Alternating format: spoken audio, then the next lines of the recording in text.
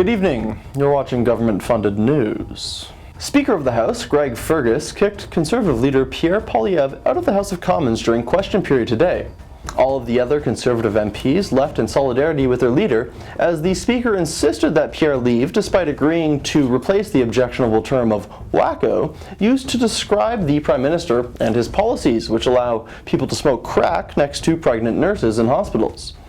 I condemn a Prime Minister who allows open use of crack, heroin, meth, and weapons in hospital rooms that threaten nurses and on school buses next to children. He continues to allow those drugs to kill the people in our hospitals and on our public transit. When will we put an end to this wacko policy by this wacko Prime Minister?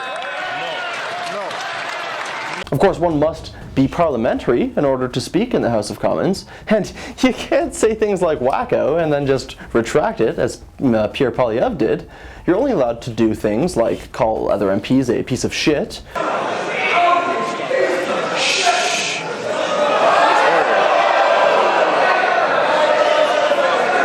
or accuse a Jewish descendant of Holocaust survivors of being a Nazi, and then not withdraw it. Alright? But you're fucking wacko if you think you can say wacko. Well, to be fair, the Nazi thing did happen with another speaker, but why did he have to leave again?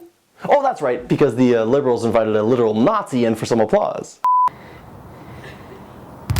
Are we the baddies?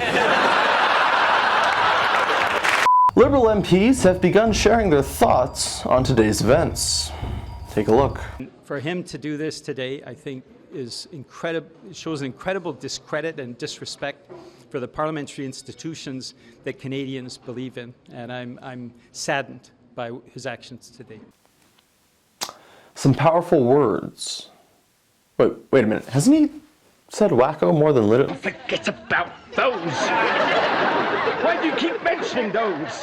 Japanese automaker Honda will make a $15 billion electric vehicle investment in Ontario, according to a joint statement by Justin Trudeau and Ontario Premier Doug Ford, who also promised $5 billion in support and incentives for the new plant.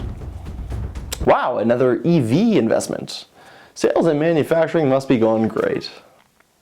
And think of all the jobs that will be created. Yes, there will be almost no foreign workers coming over. How many? Are those numbers codified in the agreements? I don't have that information for you. You haven't seen them? I don't have that information for you. Oh, come on. Well, that's all the time we have tonight. Thanks for watching Go FU News. And remember, if you're a young Canadian, you'll probably never own a home. And that's a good thing, for some reason. Good night.